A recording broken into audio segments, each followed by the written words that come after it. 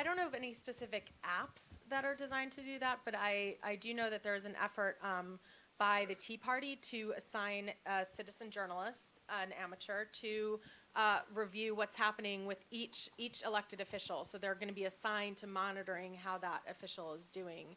But typically, you know, they read emails. There are some nonprofits that are integrating automatic emails into when you sign up with and give them your text message and that sort of thing. So that's what I'm familiar with. Nadim just has to go to school.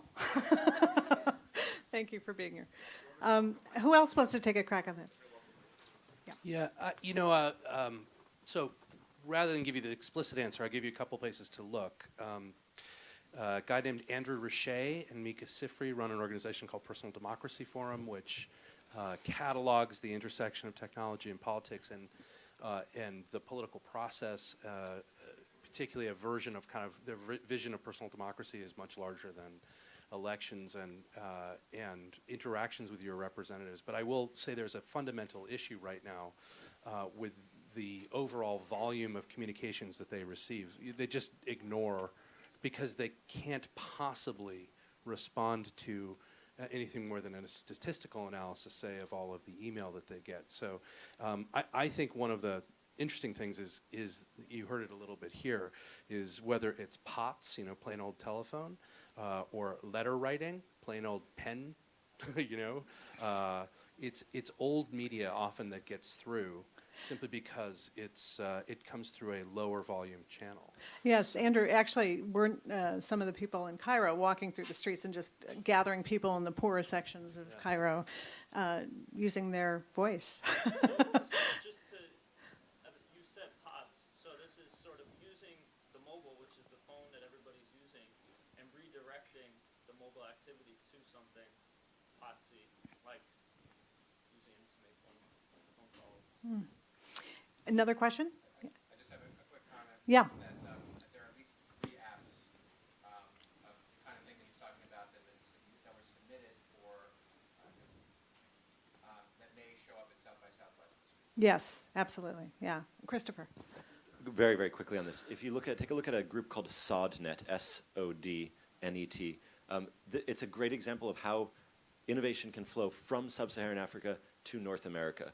SODNet is based out of Kenya. They do delivery of services monitoring, and they hold local government officials to their budget lines, basically, by looking at the reporting of delivery of services by people over mobile and over analog means. So it's just SODNet. Unfortunate name. Yeah. Okay. Good Anybody group. else have a question? Yes. The gentleman in the purple shirt, please. My name is Blaine Atkins. I'm with the Phoenix House Foundation. We do substance abuse in the country. And we'd like to really get involved more with mobile technology. But one of the challenges we have is, I think Liz brought it up, is regulations. We're restricted by HIPAA, by confidentiality. So for us to create a behavioral change in our population, client population, we need to be careful in how we communicate to them effectively back and forth, because that is diagnostic information about that particular client.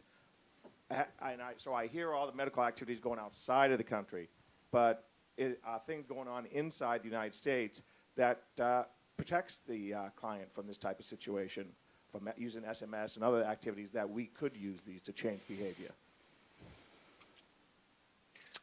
Anyone? Go ahead. I'm going to just take one really quick shot at that. You may have seen me just very briefly refer to this program we're running called Peace Text in Chicago.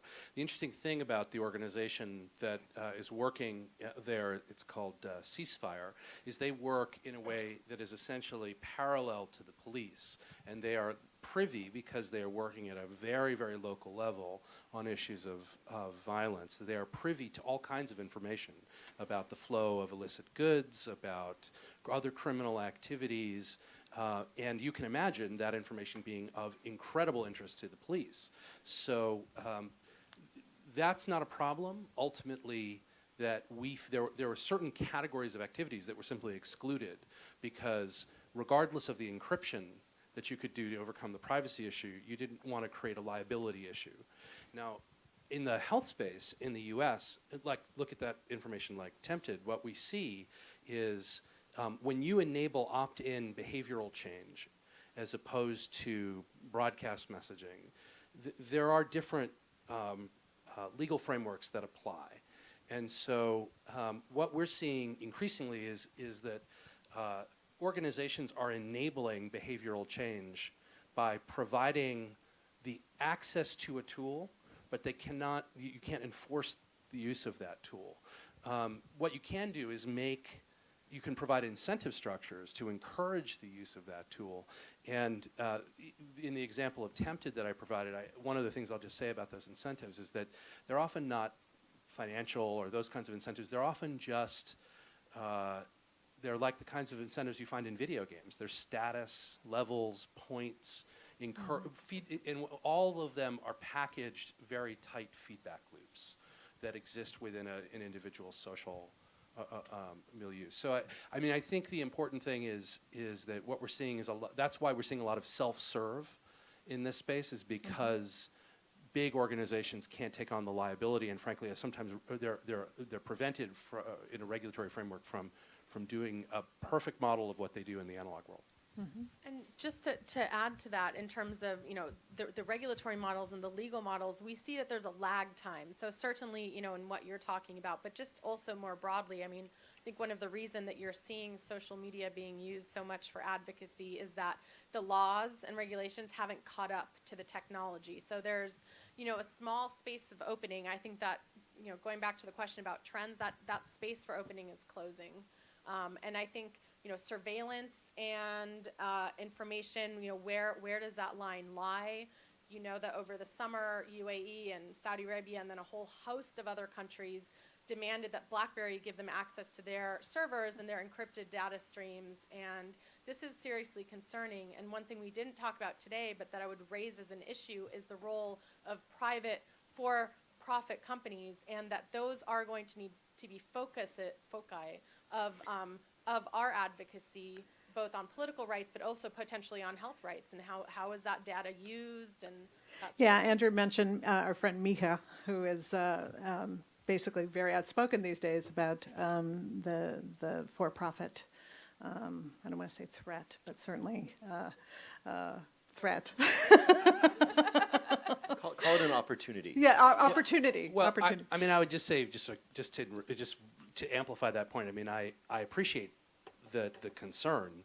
I'm not sure that the devil we know isn't better than the devil we don't know. I'm not entirely sure. I mean, one of the things you find about the organizations that took real stands, and not just on this issue, but on national security letters, for instance, is a really perfect example, which is a request, a compulsion from the government to provide information that you can't even acknowledge you've received. You can't even say, I received a thing that I'm being compelled by the government to do. Even the fact that you received one is a fact of national security, and they're used very, very broadly in this. I mean, all kinds of companies are used to receiving these today to monitor social networks. Here in the U.S., our own government's doing that. The FBI and the other three-letter agencies use them. So I do think that Twitter and Google and some of these organizations, because they're at the forefront and because they've had enlightened legal infrastructure, have actually been in the best place to forcibly advocate for a strong stance on these things. Whereas if they belonged entirely to government, I think you would see, you may not have seen that kind of resistive pressure. Yeah, good point. Yes. Colette Mazzucchelli.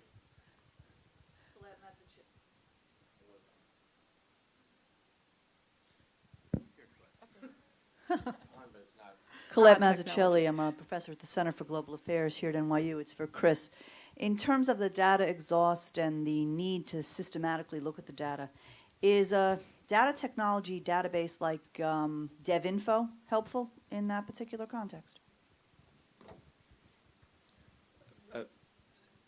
In the Global Pulse project, DevInfo is one of a kind of multitude of data sources. That project really looks at taking everything from census data and MIX, which is the multiple indicator cluster survey. It's a household survey that covers everything from education to health, up to DevInfo, which holds some of those data, up to things like amount of remittances sent back on a given day. I think one will find, like with the volunteers, that various data sources slot in various ways to paint a better picture, and that some of them have more relevance to certain exogenous shock than others do. Time for one last question. Yes. Wait, hold on, it's coming. I'm Abby Goldberg, and I work with Digital Democracy here in New York on gender programming. And I'm curious, both from the humanitarian perspective and the political perspective, to ask about the global gender gap in mobiles, which last year a report was published that said 300 million women. I think there's a 300 million women gender gap.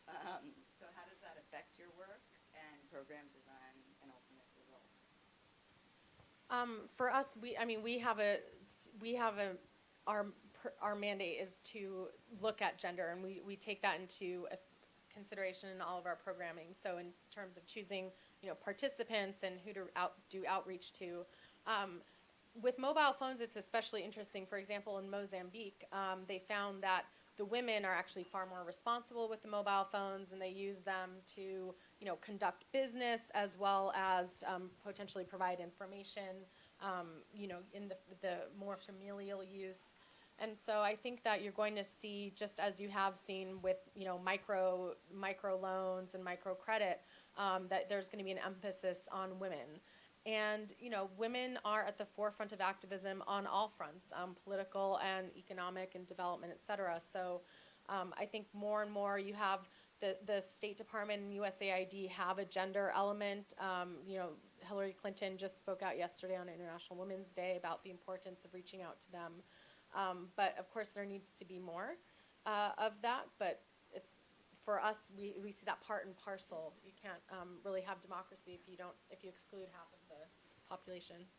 Yeah, Chris. And I absolutely agree with that. And I think there are two good things to look at. One is a recent report by Plan International on girls and technology.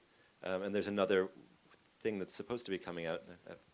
I have a chapter in it somewhere on adolescent girls and technology. That's UNICEF and the New School. And I think both of these highlight really the transformational opportunities. There is clearly a gender gap in ownership and in usage, but the opportunity to start serving populations who we desperately need to serve, which are underrepresented women, children, and those with disabilities, through the mobile is enormous. I mean, it acts both as a teleportation tool, allowing people to, whether you're a farmer in rural Senegal, and actually another great group to look at is Tostan, Tostan, and the work that they're doing with mobile phones in Senegal. Basically, Tostan does a training series, a series of 2 years of training, and one of the things they train women in is literacy, and the women lose their literacy because they don't use it. Tostan has just put in a program to continue that literacy through mobile phone usage. Like, if you can get them to SMS, then they'll keep using the words, and it's great. The monitoring from that and all of the reports that have come up from that have shown that not only do the women in the villages who Tostan train maintain their literacy, but there's a network effect in the villages that weren't even part of the study of other women starting to learn how to read and write because of their friends doing it. So it's that teleportation ability, and it's also a time travel one. I mean, you can save tremendous amounts of time moving somewhere through this thing. And I think if you look at both of those combined with the gender issue, Jeff Sachs, in his typical way, said that the mobile phone is the biggest development in the world of development since the development of fire. And I love the hyperbole, but I think there's something there. And to take a look at the Tostan one That's also. great. Andrew, did you have something? No? Yeah, well, I'd just say we're actually, in a few months, we'll be announcing a program actually that we're running in Kenya looking at specifically adolescent girls and use of disruptive innovation, specifically focused on mobile. But the interesting thing that you hear about there, so that gap is alarming, but two things to know about that gap. First of all, it's shrinking, and it's shrinking faster than all kinds of other development indices. So it's smaller than some other critical development indices, and it's moving in the right direction. And I think you get all of those amplifying secondary network effects, particularly when you focus on the intersection of that cohort, that platform, and some other fill-in-the-blank issues. So, for example, you're talking about vulnerable cohorts of, say, adolescent young women looking through the lens of this particular tool we've been talking about today, say in the context of climate resilient issues, living in communities where there isn't an innate resilience there's an adaptation need for climate change where they can be a vehicle for doing it, or you look at literacy. So I think the opportunity space is so enormous there that you just picked the right tool, the right cohort, and where we're going to see most of the headlines for the next decade. Liz? I just need to plug my course, if you don't mind. Sure, go ahead. I'm teaching a course here at NYU. It's always on, always there. And it's really geared towards nonprofit organizations that want to be able to engage their donors, supporters on a 24-hour basis, looking at apps, looking at SMS, and so on and so forth. So beginning June 15th, please look at the NYU bulletin. Have to plug it. Well done. I would have done it if you wouldn't have. Any other questions? Marion, did I see you have a question? No, we're okay? I want to really thank you guys for some brilliance shared with us today. Thank you so much. Courtney, Christopher, Andrew, Nadim, and Liz, thanks so much.